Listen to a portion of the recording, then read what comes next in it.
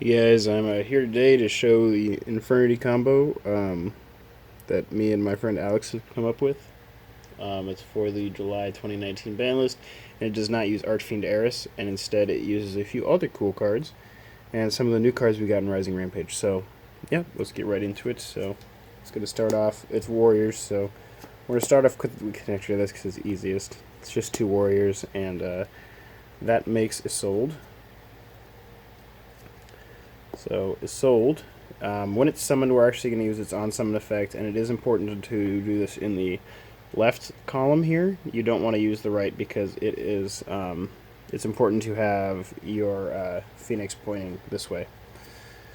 You're going to add this to your hand. You just need it for another warrior, and you're going to send 4 to grave for your Isolde effect.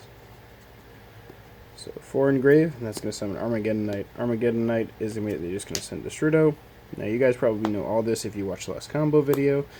Basically, Destrudo makes a level 7 Synchro for free, so you're going to make your Power Tool Dragon. Power Tool effect is going to get you right to your equip spell. So now this should be your hand. And what you're going to do here is you're going to use 2 warriors to add back your sword. Put those right there. And then we will, here I'm going to do it like this, so that way you guys can see. It doesn't really matter how many cards you open, you can just discard them all by doing this kind of maneuvering.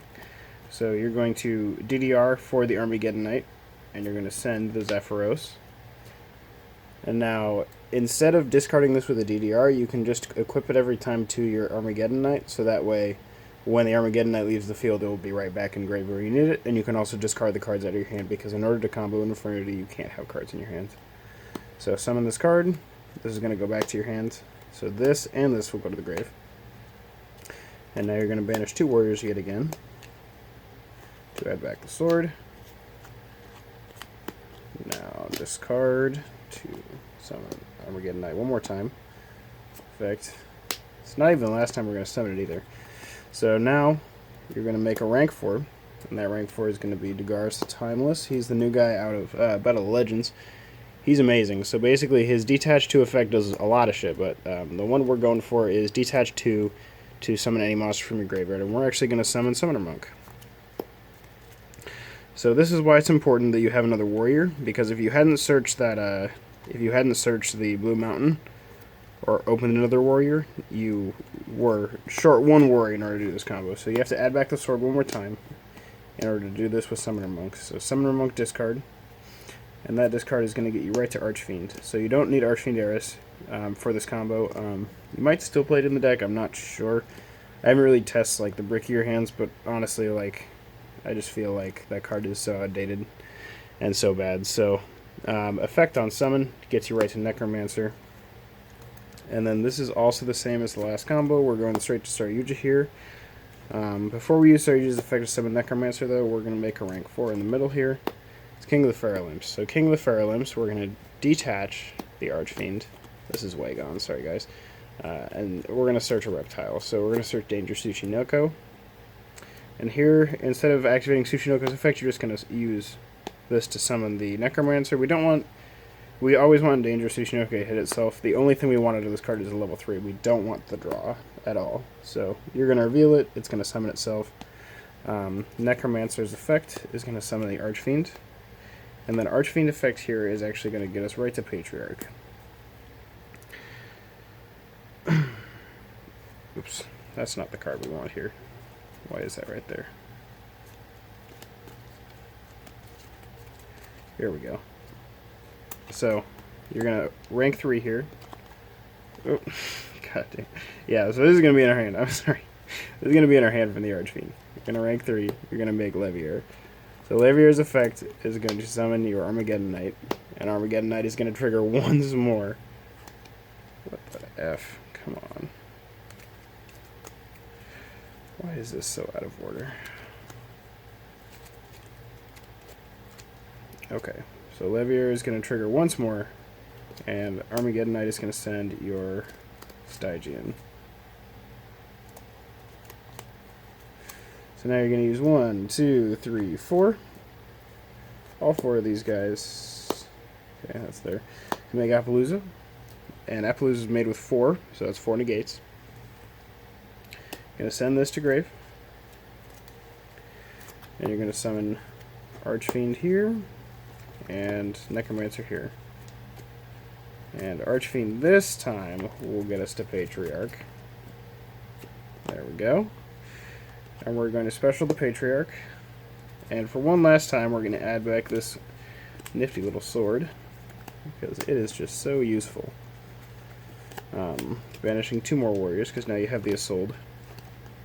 So we're going to use these 2, and we're going to make a Nightmare Cerberus.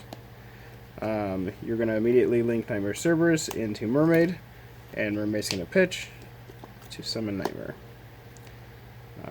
You're going to use Necromancer's effect here for your Archfiend, and Archfiend is going to get you right into your Mirage.